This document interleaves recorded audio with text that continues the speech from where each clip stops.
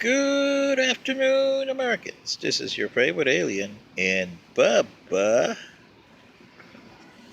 sitting in this evening on August 21st, sitting in for Paul Harvey this evening. Stand by for commentary.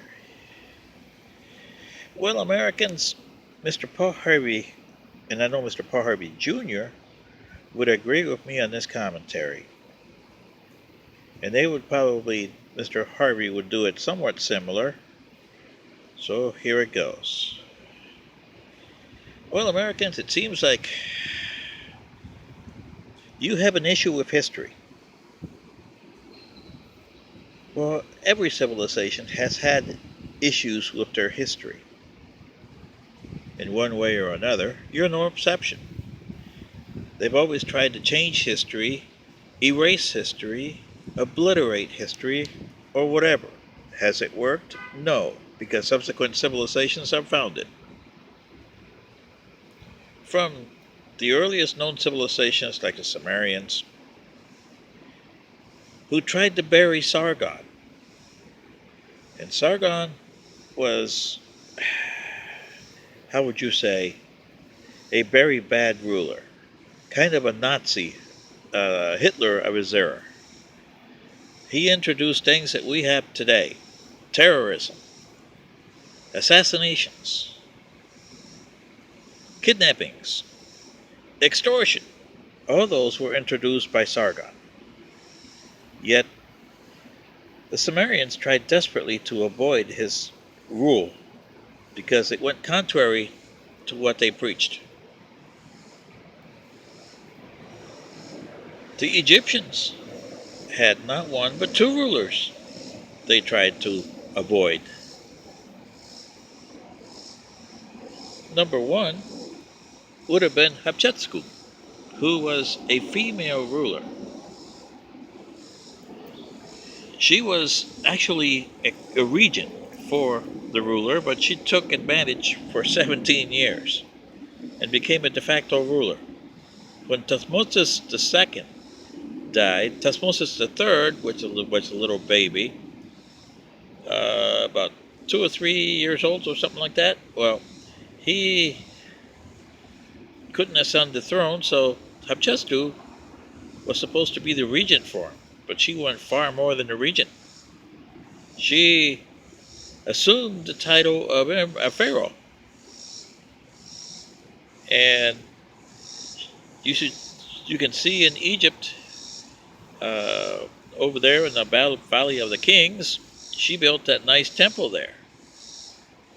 Well, when she died, Thutmose III assumed power. He tried desperately to obliterate her, but it didn't work. The same with Amenhotep IV, or as you call him, Akhenaten. He believed in a one-God rule. So see, he predates the Hebrews on the one God rule. The Aten was the God in question, but he's 17 years for him too, and after he passed away, they tried to obliterate him from the official Egyptian records. Yet he still remains. They also didn't like his son, King Tut, or Tutankhamun, as he was called, but you guys know him as King Tut, a wild and crazy guy, born in Arizona, moved to Babylonia, King Tut. Remember him? Well, they killed him.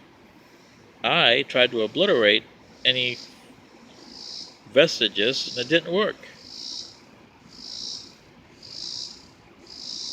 And the history goes on. Now here in America, you guys are trying to obliterate slavery. You're trying to obliterate the Civil War. You're trying to obliterate the 1830s March of Tears for the Native Americans. or as Miss Williamson calls it, atonement. But you can't atone for history. That's like trying to avoid Pearl Harbor by the Japanese or Hiroshima and Nagasaki by the Americans. How are you going to clean that up?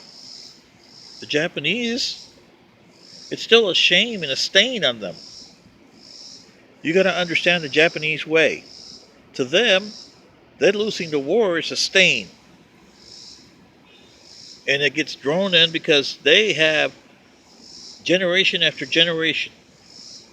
No matter how westernized you think the Japanese are, they are still by their foundation. And that's something that you Americans never developed, was a foundation that went from 1776 to today. You guys keep obliterating every time you create a new administration every 4 years. That's not working too good for you, is it? So see, obliterating history doesn't do you any good. What you should have do is sit down and say, this is mistakes we don't want to make anymore. But no, you keep on making them because you try to obliterate them. Yet you don't understand history and you keep on making the same stupid mistakes. Miss Marianne Williamson, Miss Omar, and Miss Tlaib. Good examples of that. Don't forget about AOC. She's a good example of that. President Trump, definitely a good example of that. He's bringing back the bad old days of the 1890s and the 1930s with nationalism. Whether it was fascism in Germany, fascism in Italy, or fascism in America. Yes, you had a Nazi party in the 1930s. You remember that? Big time. It was pretty good, too, for the most of the 1930s. It was serious. How come you haven't obliterated that from your history? This is what I'm saying, Americans. You cannot obliterate history. You can only look at it and say, from this blank date, we are not responsible for our forefathers' deeds or misdeeds.